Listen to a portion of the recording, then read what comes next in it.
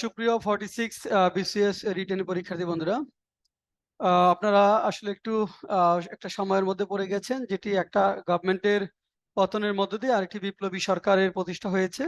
এমন একটা সময়ে এই কারণে হয়তো কিছুটা এখানে স্তিমিত ভাব চলে এসেছে। আপনারা পড়াশোনা করতে থাকেন।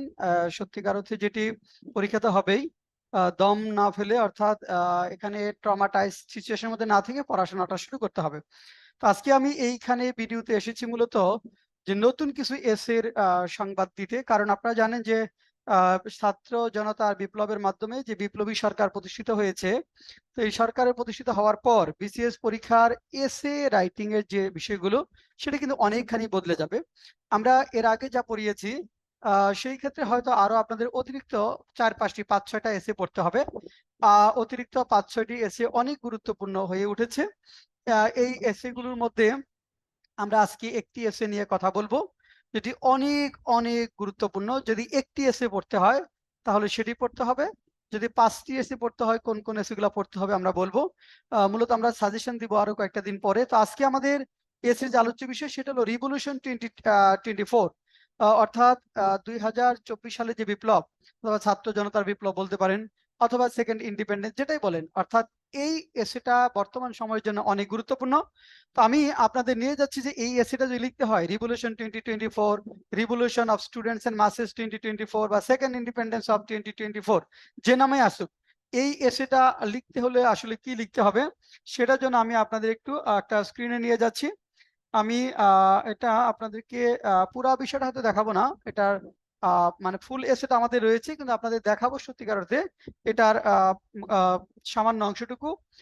আচ্ছা, আমরা একটু দেখেন রিভলিউশন 2024, এই এসেট আপনার স্ক্রিন দেখতে পাচ্ছেন। আমরা যখন এসেটা লিখবো, প্রথমে একটা ইন্ট্রোডাকশন দিব।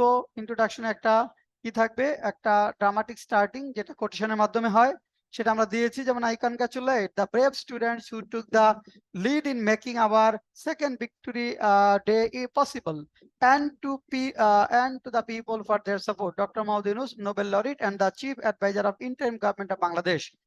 এটা আমি ইন্ট্রোডাকশন একটু পড়ে শোনাই, তারপর কি কি পয়েন্টস হবে সেটা আমরা আপনাদের দেখাবো। ইন্ট্রোডাকশন যেটা বলেছি দেখেন, sky high hatred, anger, grievance, mockery and anarchy created by the existing regime compel people to choose the path of revolution in many parts of the world.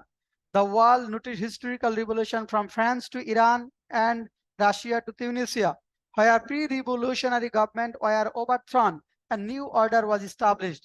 The successful revolution in France 1789, Russia 1917, and Iran 1979, as well as recent uprising in Tunisia 2011, inspired many freedom-seeking people of the world. Bangladesh, a fertile land of revolution, has experienced 5 revolutions, which include language movement in 1952, mass uprising in 1969, liberation war in 1971, movement against dictator in 1990, and the movement of students and masses in 2024. In terms of the intensity and bloodbath, the revolution 2024 is the second most important revolution in the history of Bangladesh after the glorious liberation war.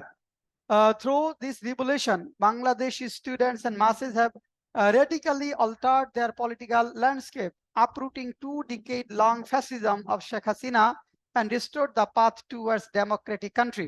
এটা হলো আমাদের একটা introduction. তারপরে প্যারাটা কি হবে দেখেন, এখানে বলেছি যেটা starting of the revolution through quota reformation movement, এটা ডিটেলস আমরা আলোচনা করব, এখানে আলোচনা করেছি আমরা। তারপরের প্যারাটা যেটা পাবো আমরা, attack on general student by the student wing of Awami League government on July 15। এরপরে দেখেন decision of closure of both public and private university by UGC on July 16। তারপরে এটা বর্ণনা করেছি। এরপরে বলেছি forceful hall vacation by the members of law enforcing agency on July 17 July, এখানে হল ভ্যাকেশনের আমরা ডিটেলস বলেছি। তারপর দেখেন iron heart resistance from all works of students including private universities on July 18, এখানে কমপ্লিট শাটডাউনের কথা বলেছি। তারপরে আমরা যেটা এনে নিয়ে এসেছি, এখানে imposition of curfew to tackle the situation on July 20। এরপর আমরা বলেছি দেখেন expressing solidarity with the movement by the people from all professions. এরপরে যেটা বলেছি কান্ট্রি ওয়াইড ডেমনস্ট্রেশন।